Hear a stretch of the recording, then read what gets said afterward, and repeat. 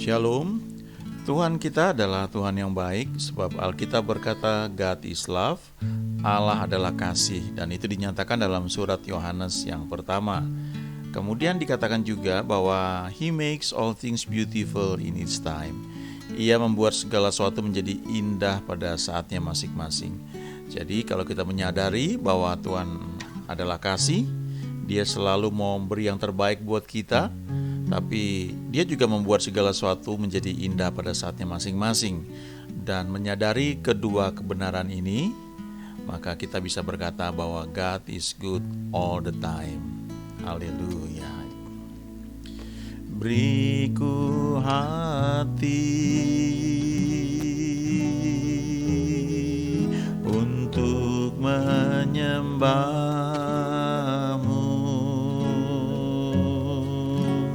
Beriku hati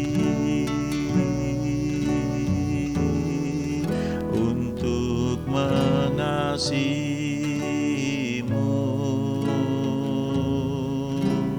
Beriku hati memuji-Mu dan mengasihi Engkau, seperti wanita yang datang mengurapi-Mu.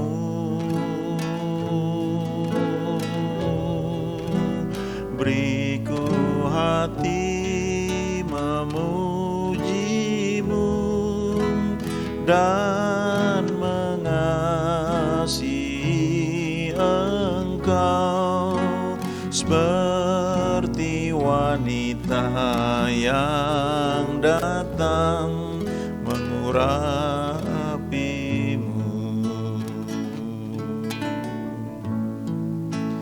Give me a heart to worship before You.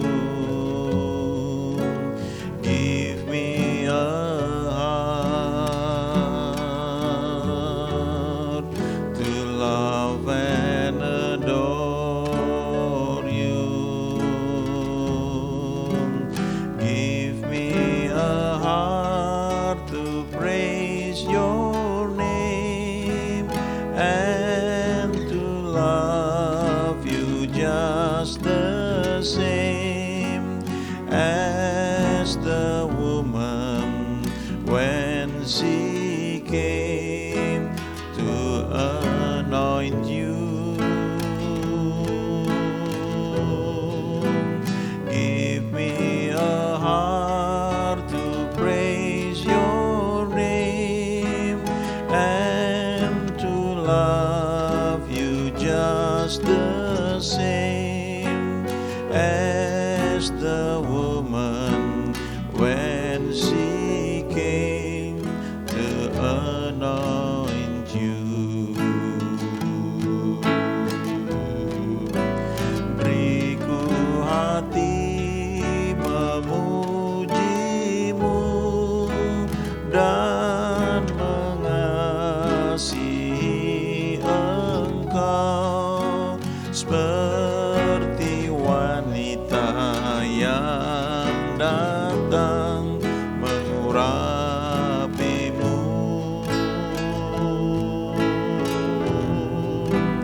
Beriku hati memuji-Mu dan mengasihi Engkau, seperti wanita yang datang mengurapi-Mu. Beriku hati memuji-Mu dan mengasihi Engkau, seperti wanita yang datang mengurapi-Mu.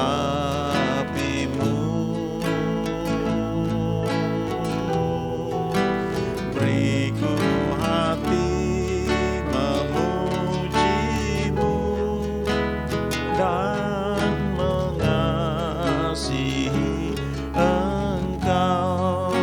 seperti wanita yang datang mengurapimu.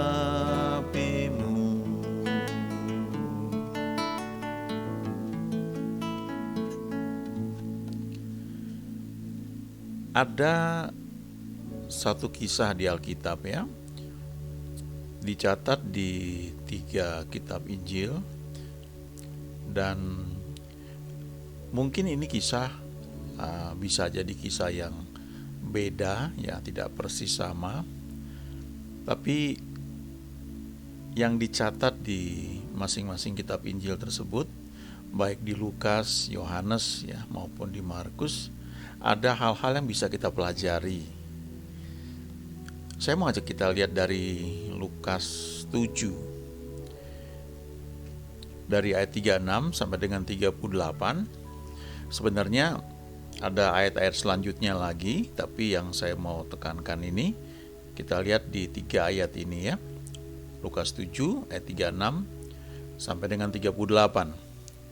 Seorang Farisi mengundang Yesus untuk datang makan di rumahnya. Yesus datang ke rumah orang Farisi itu lalu duduk makan. Ayat 37, di kota itu ada seorang perempuan yang terkenal sebagai seorang berdosa. Ketika perempuan itu mendengar bahwa Yesus sedang makan di rumah orang Farisi itu, datanglah ia membawa sebuah buli-buli pualam berisi minyak wangi. Ayat 38, sambil menangis ia pergi berdiri di belakang Yesus dekat kakinya, lalu membasahi kakinya itu dengan air matanya dan menyekanya dengan rambutnya. Kemudian ia mencium kakinya dan meminyakinya dengan minyak wangi itu. Ada yang mengatakan bahwa wanita ini adalah Maria. Nah, di Alkitab itu ada beberapa orang yang disebut yang namanya Maria. Ada dalam bentuk Maryam ya, tapi biasanya Maria atau Mary. Saya pernah baca satu tulisan yang mengatakan bahwa nama yang paling banyak dipakai di Amerika adalah Mary. Itu sekian tahun yang lalu ya, saya nggak tahu sekarang ya. Tapi ada juga yang mengatakan, ada yang menafsirkan ini adalah Maria dan Maria Magdalena ya. Tapi ada juga yang bilang ini Maria dari Betania, karena kalau kita baca ini mirip dengan apa yang ada di Lukas 12. Ya, itu juga itu disebut jelas bahwa itu Maria yang membantu melayani ketika Yesus datang makan di Betania. Nah, di bagian lain di Markus ditulis itu di rumah Simon ya, Simon orang si kusta ya, mungkin sudah disembuhkan jadi dikenal sebagai Simon si kusta. Di ayat 37 dari Lukas 7 ini, dalam terjemahan, salah satu terjemahan bahasa Inggris dikatakan bahwa, saya bacakan ya, Lukas 7 ayat 37. Di kota itu ada seorang perempuan yang terkenal sebagai seorang berdosa. Ketika perempuan itu mendengar bahwa Yesus sedang makan di rumah orang Farisi itu, datanglah ia membawa sebuah buli-buli pualam berisi minyak wangi. Ya, terjemahan bahasa Inggrisnya ya, TPT, in the neighborhood there was an immoral woman of the streets ya. Jadi yang disebut seorang perempuan yang terkenal sebagai seorang berdosa itu dikatakan wanita tidak bermoral yang ada di jalan-jalan. Ya, dikenal ya, known to all to be a prostitute ya, sebagai seorang pelacur. Jadi dia menjajakan dirinya di jalan-jalan. Di beberapa daerah ya, kayak di Thailand, di Bangkok katanya itu ya, mungkin seperti itu ya, saya kurang tahu juga, tapi di banyak tempat lain mungkin ada juga. Tapi jadi intinya kalau di Alkitab itu unik sekali ya, kalau dibilang seorang wanita yang terkenal atau berbuat dosa, biasanya disebut sebagai orang yang kalau nggak prostitusi ya, seorang orang pelacur, mungkin dia tertangkap basah, sedang seperti wanita yang tertangkap sedang berbuat zina. Tapi anehnya yang wanita, yang prianya nggak disinggung. Sementara kalau disebut orang yang identik dengan orang berdosa, kalau pria itu adalah pemungut cukai, karena dikenal pada masa itu sebagai orang yang suka nagih, dan kalau nagih kemungkinan besar nagihnya lebih ya, dan mereka jadi kaya karena dianggap memeras orang lain. Jadi dua profesi ini sering disebut sebagai orang berdosa, pemungut cukai, atau seorang perempuan yang tidak bermoral. Lalu dikatakan lebih lanjut di terjemahan TPT ini ya, ketika ia mendengar tentang Yesus ada di rumah Simon. Nah, ini penterjemah Alkitab ini menafsirkan bahwa kejadian ini sama persis dengan apa yang dicatat di kitab Markus ya. Nah, dan di situ juga disebut Markus itu di Betania. Jadi kalau kita hubungkan dengan yang di Injil Yohanes, kesannya sepertinya makannya di rumah Marta, tapi bisa jadi itu di rumah Simon si Kusta, karena dikatakan itu juga di Betania. Lalu kalau dihubungkan dengan Lukas 7 ini jadi satu cerita dengan cara pandang yang berbeda, penekanan yang berbeda. Lalu dikatakan lebih lanjut, situk ya, dia mengambil ya satu wadah. Kalau terjemahan Indonesia dikatakan itu buli-buli pualam ya, yang berisi dengan minyak yang mahal sekali ya, most expensive ya, minyak wangi yang mahal sekali. Kemudian dia langsung datang ke rumah pemimpin orang Yahudi ya, orang Farisi berarti di sini ya, Jewish religious leader. Lalu dia berlutut at the feet of Jesus ya, dia berlutut pada kaki Yesus di hadapan semua tamu-tamu yang lain. Lalu ayat 38, sambil menangis ia pergi berdiri di belakang Yesus dekat kakinya, lalu membasahi kakinya itu dengan air matanya dan menyekanya dengan rambutnya. Kemudian ia mencium kakinya dan meminyakinya dengan minyak wangi itu. Kalau kita baca bagian ini, mungkin butuh waktu ya untuk kita merenungkan, ya, membayangkan kira-kira seperti apa itu kejadiannya. Lalu kita melihat sebenarnya tradisinya seperti apa saat itu. Karena kalau kita baca ayat selanjutnya, Yesus bilang sama Simon, dia bilang, ketika aku masuk engkau tidak membasuh kakiku ya dengan air. Memang ada satu adat istiadat itu yang dikatakan ada tempat air untuk orang membasuh kaki ya. Nah, itu yang dikatakan juga itu kalau kita ingat Yohanes 2, ketika air menjadi anggur, waktu itu anggurnya habis dan Yesus menyuruh para pelayan mencedok air yang ada di tempayan yang digunakan untuk pembasuhan itu ya, dan menuangkannya ke dalam tabung-tabung yang kemudian harus dibawa kepada pemimpin pesta dan kemudian menjadi anggur. Jadi Yesus mau bilang, Simon, engkau nggak basuh kakiku, tapi wanita ini membasuh kakiku bukan dengan air yang ada, yang tersedia di tempat yang ada ya pada masa itu, tapi dia basahi dengan air matanya ya. Lalu Simon juga tidak menyeka ya kaki Yesus setelah dibasuh dengan air, diseka pakai kain ya. Kalau kita ingat cerita ketika Yesus sebelum ditangkap, dia membasuh kaki murid-muridnya. Maka dia kemudian setelah dia basuh, dia melapnya ya dengan kain. Itu melambangkan pelayan ya, pelayan yang merendahkan diri, yang memang tugasnya begitu ya, menyeka kaki tuannya ya dengan kain. Tapi wanita ini menyekanya bukan dengan kain, dengan rambut ya. Dan apalagi rambut bagi wanita kan dikatakan itu mahkota. Di perjanjian lama itu kalau orang mencukur rambutnya tuh dianggap aib ya. Kalau apalagi botak ya. Ada aturan-aturan perjanjian lama yang begitu ketat ya. Dan wanita ini sangat merendahkan dirinya ya. Saya percaya waktu dia membasahi kaki Yesus itu dengan air matanya itu dengan hati yang hancur ya.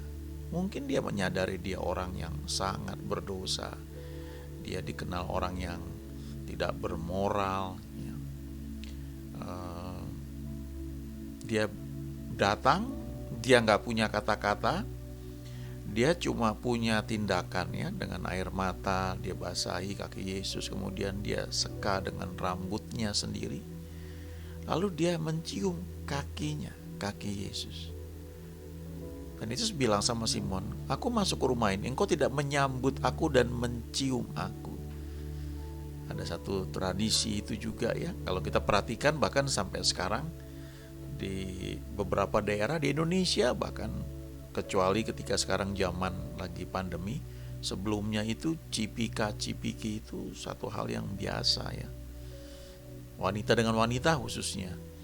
Ya, beberapa daerah itu pria dengan wanita itu satu salam ya, cium pipi kiri, cium pipi kanan ya.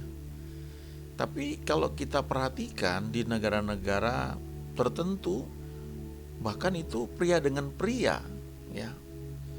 Tapi kita nggak lihat mereka mencium kaki orang yang mereka temui. Wanita ini mencium kaki Yesus ya. Dan setelah itu dia meminyakinya dengan minyak wangi itu. Kalau di bagian lain diceritakan ini minyak mahal sekali, the most expensive perfume ya. Jadi minyak wangi yang sangat mahal. Ada yang bilang bahkan Yudas juga protes waktu itu, ini kan kalau dijual 300 dinar.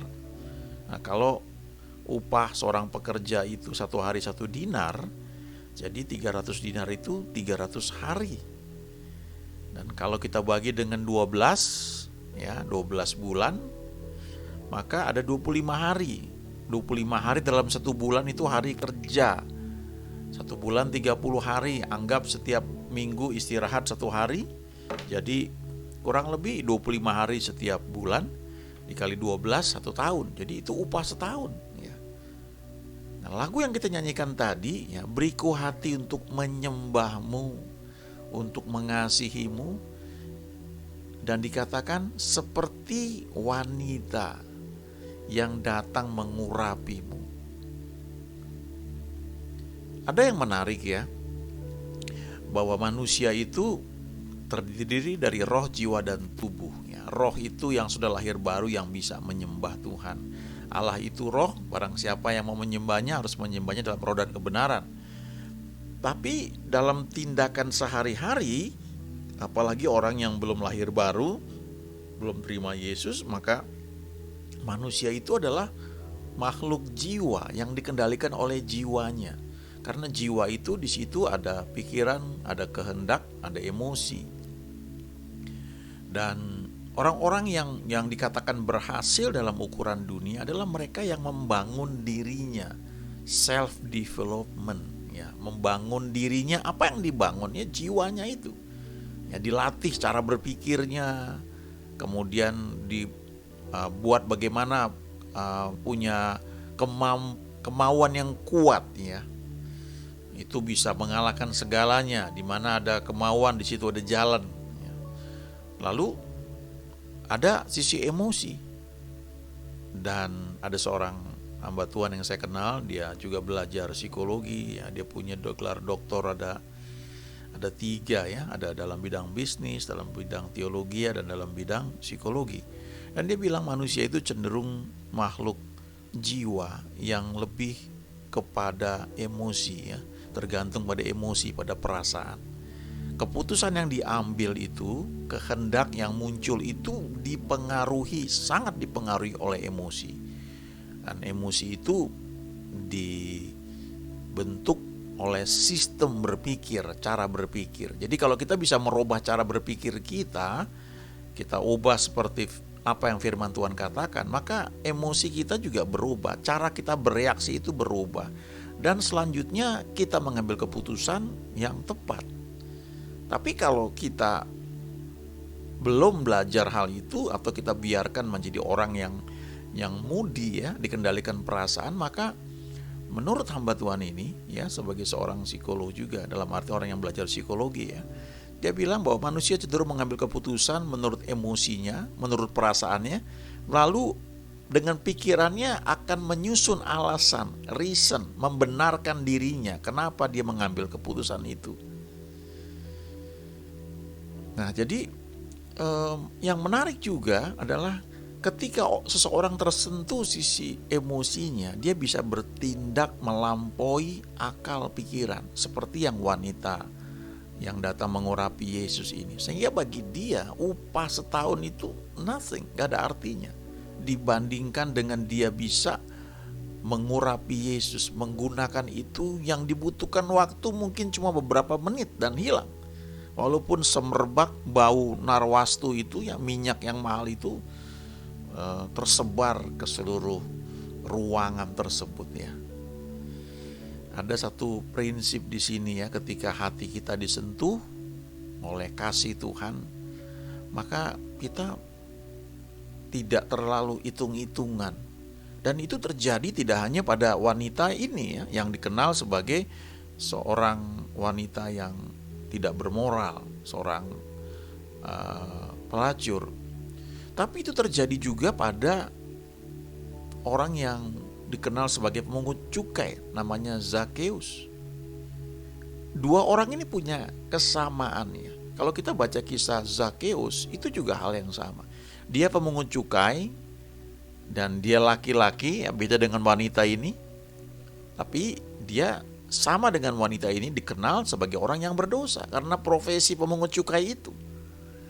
Tapi dua-duanya ini pasti pernah dengar tentang Yesus, lalu dua-duanya mau datang kepada Yesus. Nah, itu yang dilihat Tuhan.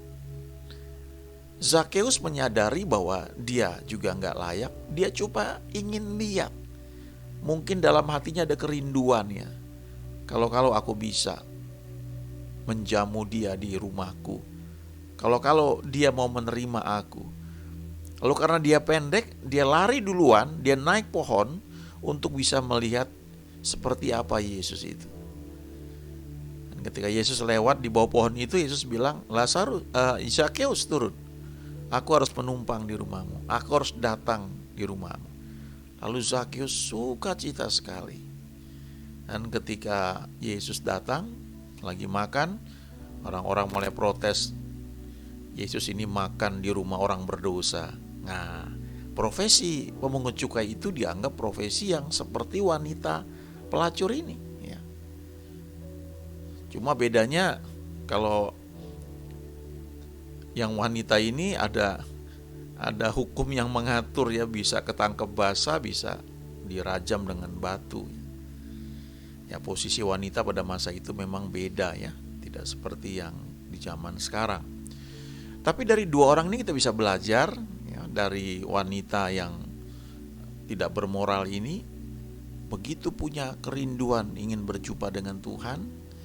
Di satu sisi dia menyadari dia orang yang sangat berdosa dibanding orang-orang lain. Walaupun kalau kita pelajari ketika Yesus mengajar, dia bilang gak ada satu orang pun yang benar. Dan justru dia datang untuk mencari orang-orang yang terhilang. Nah, wanita ini waktu datang dia cuma pakai bahasa air mata saja ya. Dia menangis, dia basahi kaki Yesus dengan air matanya. Dia sadar bahwa dia bukan orang yang layak. Dia seka kaki Yesus itu dengan rambutnya, itu sangat merendahkan diri ya. Itu mewakili penyembahan dengan air mata, dengan mahkota, sesuatu yang sangat berharga. Lalu dia cium kakinya, lalu dia minyaki dengan minyak yang mahal itu, dengan harta yang upah setahun itu. Bagaimana dengan Zakheus? Ketika orang-orang protes, Zakheus langsung berdiri dan dia berkata, "Tuhan, setengah dari milikku akan kupersembahkan kepada orang-orang miskin." Wah, luar biasa itu ya. Apakah pernah kita lakukan hal seperti itu ya? Kita punya uang di bank misalnya, katakan berapa ya? 100 miliar. Lalu setengahnya 50 miliar kita bagi-bagi buat orang miskin. Apalagi di masa situasi seperti pandemi sekarang ini, kita langsung kosongkan bank kita ya, setengahnya kita ambil. Mungkin kalau uang kita beberapa juta ya, puluhan, 100 juta, mungkin bagi beberapa orang masih nggak masalah ya. Tapi kalau nilainya sudah miliar ya, triliun misalnya, apakah kita punya ya hati seperti kayak Zakheus itu ya? Setengah dari hartaku kuberikan pada orang miskin. Lalu dia bilang, kalau ada yang pernah kuperas akan kukembalikan 4 kali lipatnya. Tiba-tiba berubah ya. Berjumpa dengan Tuhan itu merubah Zakheus. Dan Tuhan bilang, di rumah ini ada keselamatan, karena orang ini keturunan Abraham juga. Sikap dia menerima Yesus itu yang dinilai oleh Yesus. Juga wanita ini, ada yang bilang menafsirkan ya, walaupun ya entah dari mana dia lihat, ini Maria Magdalena, katanya seperti itu. Karena dari Maria Magdalena itu Tuhan pernah mengusir 7 roh jahat. Tapi Alkitab gak pernah mencatat bahwa Maria Magdalena itu adalah seorang pelacur, entah yang di Lukas 7 ini atau di bagian lain. Ada juga wanita yang tertangkap sedang berbuat zina, dan mestinya dia itu dilempar dengan batu sampai mati. Tapi ketika orang-orang yang menangkapnya, lucunya tertangkapnya cuma sendiri ya, pasangannya gak tahu kemana. Tapi mereka pakai hukum Musa, wanita seperti ini harus dilempar dengan batu sampai mati. Dan mereka tanya pada Yesus, dan Yesus bilang, kalau diantara kalian ada yang tidak berdosa, biarlah dia menjadi orang pertama yang melemparkan batu untuk wanita ini. Dan masing-masing merasa bahwa mereka tidak ada yang tidak berdosa.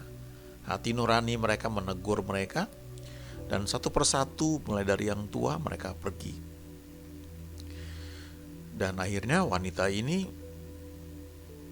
kaget, gak ada yang hukum dia. Yesus tanya, kemana semuanya? Ada gak yang menghukum kamu? Gak ada, Tuhan. Aku pun juga tidak menghukum kamu. Pergilah dan jangan berbuat dosa lagi mulai sekarang. Ada yang mengatakan bahwa itu adalah Maria Magdalena. Nah, yang menarik di Alkitab itu ya, namanya gak disebut, karena gak penting yang lalu itu. Pelajarannya penting, bisa mengajar banyak orang, mengajar tentang kasih Tuhan. Tapi siapa yang melakukan itu dulu sudah gak penting lagi, karena sudah diampuni. Kadang-kadang tanpa sadar ya, kita suka mengingat-ingat kesalahan orang lain. Kita lebih suka membicarakan, mengingat kejadian, oh dia dulu tuh begini, dia kan begini.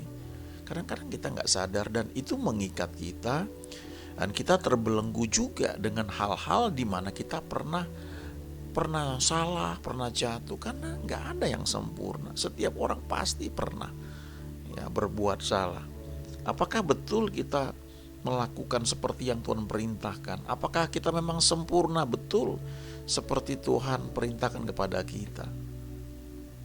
Tetaplah berdoa. Apakah betul kita tetap berdoa? Faktanya kan enggak. Kadang-kadang kita nonton televisi, kadang-kadang kita nggak bisa yang diperintahkan seperti itu. Maksudnya apa? Detailnya seperti apa? Lalu apakah kita juga betul mengampuni orang yang bersalah kepada kita seperti yang seharusnya? Ya, seringkali dibutuhkan iman untuk melakukan hal itu, karena tanpa sadar kita menyimpan kesalahan orang lain, dan itu berbalik kepada kita. Contoh-contoh ini yang sebenarnya sangat-sangat luar biasa ya, menunjukkan tentang kasih Tuhan. Makanya lagu tadi mengatakan, beriku hati untuk memujimu, menyembahmu, mengasihimu seperti wanita yang datang mengurapimu. Wanita ini, wanita yang dikenal sebelumnya sebagai orang yang berdosa. Dan Alkitab tidak mencatat siapa wanita ini. Udah gak penting, sudah diampuni dosanya oleh Yesus. Pelajarannya bisa diajarkan bagi banyak orang, tapi orang tersebut namanya sudah bersih. Kadang-kadang kalau saya dulu suka mendengar seorang hamba Tuhan, seorang teacher kalau dia ngajar ya, dan kalau dia konseling ya, orang itu banyak sekali pengalaman dia, dan dia suka bagikan itu pengalaman, dan dia bisa mengaburkan begitu rupa sehingga kita nggak tahu siapa yang dia ceritakan, dan memang nggak perlu tahu. Sebagian orang kecenderungan siapa ya yang dia ceritain ya, yang mana orangnya. Harusnya nggak seperti itu ya. Pelajarannya apa yang kita perlu tangkap. Itu sebabnya apa yang kisah ini yang mirip ya di Lukas 7, di Yohanes 12, juga di Markus ya.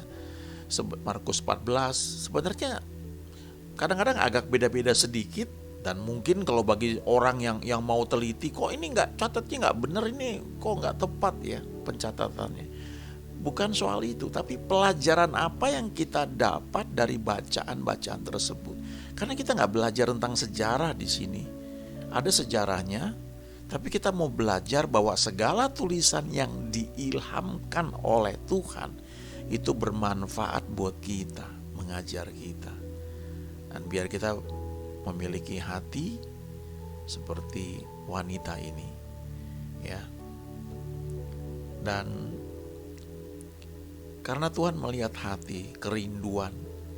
Dan bagi orang-orang yang pernah diampuni begitu rupa dan merasakan bahwa Tuhan begitu baik, orang-orang seperti ini yang biasanya melesat ya, mungkin kegiatannya gak terlihat, dia mungkin gak punya posisi, gak punya jabatan dalam pelayanan, tapi hatinya begitu rupa sehingga orang-orang ini punya hak-hak yang istimewa. Ya, salah satunya Maria Magdalena. Dialah orang yang pertama kali melihat Yesus bangkit dari kematian. Bukan Simon Petrus, bukan Yakobus, bukan Yohanes murid yang dikasih Yesus, yang dikenal sebagai murid yang dikasih, tapi Maria Magdalena.